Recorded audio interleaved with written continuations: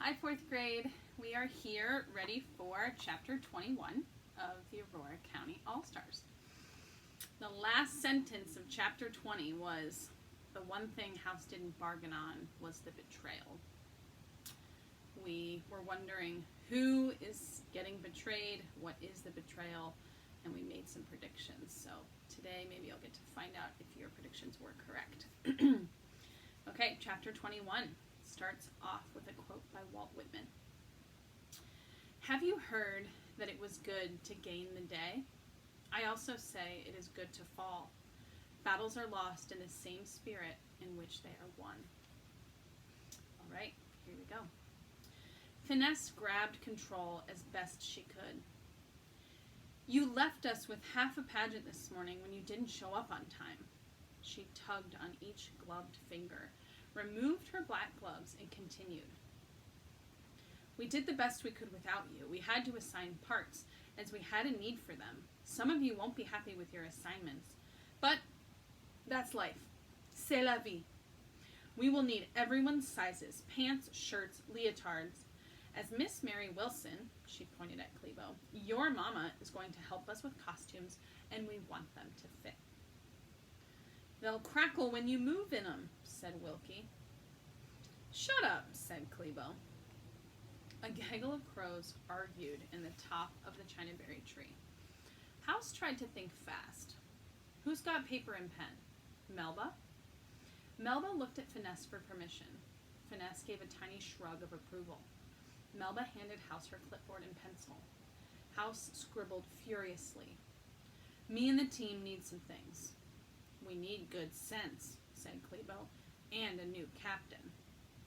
You're gonna play, Clebo, said House. Yeah, me and every fruitcake in the country. No way are we gonna win this game. You'll have so many kids turn out for this, you won't know where to put them. You'll end up with Wilkie at umpire. And he's blind. I ain't blind, cried Wilkie. I just got thick glasses. You'll let Ruby catch, and you'll put that sorry excuse for a dog out there fielding foul balls. I'm a better catcher than you'll ever be, Clebo Wilson, said Ruby. You doggy is not sorry. Honey kissed the dog's wrinkled head. Would you like some sandwich, you doggy? Let Mama see. She opened House's backpack. Here's our list. House handed the clipboard to Finesse. This is for all of us. Really, House? Finesse perused the list. Your penmanship, honestly. But she read out loud the baseball team's requests. Baseball uniforms and caps. Real bases and a real pitcher's mound. New bats, new baseballs. A catcher's mask and knee pads. A cooler with lots of ice water. One pair of tap shoes, size small. Honey clapped at the mention of tap shoes. Want some more, you doggy? Eudora Welty, wearing her white tutu, snorted next to Honey and snuffled at the last sandwich piece Honey had given her. Good girl, said Honey. In a minute, I'll pour you some water. Eudora wagged her tail. These things cost money, said Finesse. I thought your uncle was giving us money. That's right, said Finesse, for the pageant. Surely you don't expect us, all of us, to actually play a game of baseball. Finesse had lost her French. She was quickly losing her temper. It's the American game, said House, for an American town on the American holiday, 4th of July. House opened his arms wide to include every kid. We'll beat the pants off those red bugs with all this talent. Clebo hooted. Talent? You're blind too. We can certainly honor baseball, said Finesse. We intend to. In fact, ever since I read that note from Mr. Norwood Boyd, I was thinking about a baseball dance number for you boys. We don't dance, said Clebo flatly. Yes, we do, said House. You're crazy, said Clebo. I dance, said Honey in a bright voice. She rummaged in House's backpack for a water bottle. We all dance, said House. He thought he must be feverish. Even his eyes were hot. He couldn't stop talking. It's a symphony true. We'll do it all at the same time. Kids looked at House as if he had turned green right before their eyes. And how do you propose we do that? Finesse crossed her arms in front of her. Melba followed suit. House, chirped Honey. There's a book in your lunch. She held up leaves of grass. She used both hands. Hey, said Clebo, I know that book. Give it here. Honey, put that back. House lunged for the book. Aha! Clebo grabbed the book as if it were a wild throw, a 55-footer bouncing up from home plate and into his mitt. You gonna read to us, House? You gonna read us some poetry? Give it back, Clebo. I know this book, he crowed, and I know where it come from. That's the end of chapter 21. Fourth grade, since that was such a short chapter, I am going to read another one today. We're going to go on to chapter 22. Does anyone have any guesses about the betrayal at the end of chapter 20? Well, if you've got one, I've got one too. Let's see if it's the same guess. Okay, chapter 22 starts with a quote by Sandy Koufax, the pitcher of the Los Angeles Dodgers. I became a good pitcher when I stopped trying to make them miss the ball and started trying to make them hit it. Clebo held the book up like it was a Bible and he was a revival preacher. He hollered at the top of his voice. You gonna read us a book, House? Several ball players guffawed along with Clebo. Honey cowered against Eudora. Ruby crossed her arms in front of her overalls and watched. Clebo opened the book and turned in a slow circle, showing the open pages to the group. It's a bunch of poetry, his voice was hoarse. A book of poetry from a dead man's house. Clebo froze like he was a freeze-tag statue, making his point. Finesse was shocked into silence, as was everyone else under the Chinaberry tree. A scrap of paper fluttered from the open pages and settled like a feather into the shade under the tree. House's knees wobbled.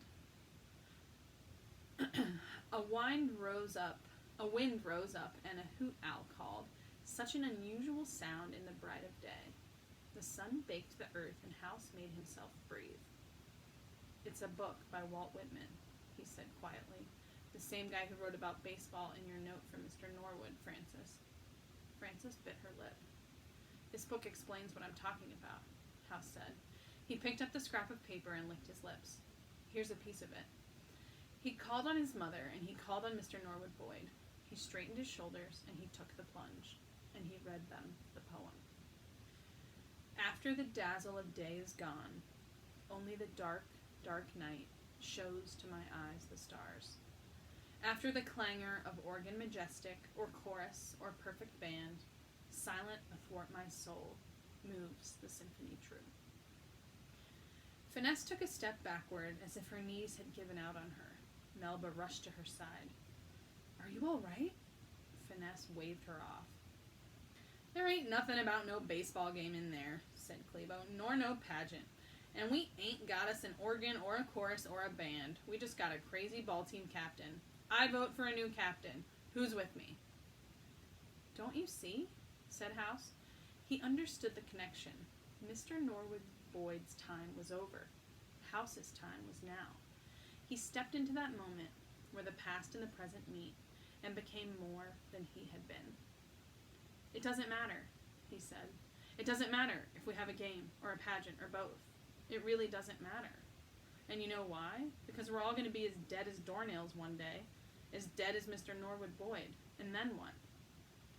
The sun beamed through a cloud. There would be a rescue. House would provide it himself. There's this symphony, he said, his voice clipped and sure. It's everybody working together. It's... You don't make no sense, shouted Clebo. House shoved one hand in Clebo's face like a stop sign. He took his book back with the other. I'm talking, Clebo. I'm approaching the problem. Shut up. I ain't gonna shut up. You're a crazy person. Where'd you get that book? Asked Lincoln Latham. I can tell you where he got it, said Clebo, on fire. He stole it. He stole it from Mean Man Boyd. Kids squealed and gasped. Clebo gathered steam from the clangor. He poked his finger at every ball player under the Chinaberry tree. Ned, Boone, Evan, all of you. Every year, one of us suffered because of House for a whole year now. We lost our game last year for the first time ever because House let his arm be broken by a girl. He still don't have his arm back completely. We got a game in 2 weeks, and now he wants to turn us into dancers. He wants us to cooperate with the girl who lost our game for us. Is that what you want? And worse than that, Klebo stabbed his finger at House. This boy has been going over to Mean Man's haunted house every day since he broke his arm. He's been working in cahoots with Baby Eater Boyd. Read him cookbooks, helped him cook all them kidnapped kids he's had cut up in the freezer for years. He's been eating those babies himself. That's what's wrong with him. I tell you true. He's brainwashed. Even the birds stopped singing. No one spoke or moved. And why did he keep his doings a secret? Klebo was a geyser, spouting whatever came into his head next. He wanted the treasure. Everybody knows that house is full of treasure. Where is it? Sweat poured down Klebo's angry face. Where is it, House? 21 children and one old dog breathed in quiet anticipation under the chinaberry tree and waited to see what would happen next. Whoo! What a chapter. 4th grade. We know what the betrayal was. A few chapters back, I think chapter 19, Klebo promised not to tell anyone that House had been going over to Mr. Norwood Boyd's house to read to him. And now, in front of everyone, in front of all the kids in the town, Klebo has blamed House for things that aren't true. He said things about Mr. Norwood Boyd that aren't true. And he really, really, really has not kept his promise to his best friend. House also told Klebo to shut up. There was some tension there. Klebo does not understand why House thinks they should do the pageant and the ball game. And things are really heated at the end of this chapter. The energy and the mood in this chapter is filled with tension the whole way through. I want you to think about, what do you think House is feeling? What do you think he's thinking in this moment? Klebo, in front of everyone, gives this whole big speech, blames everything on House, says that they lost their game because of him and because Francis broke his arm. I wonder what, if you were House in this moment, what would you be thinking and feeling? We might find out in chapter 23. But wow, that was a big chapter. Okay, we'll see you next time for the Aurora.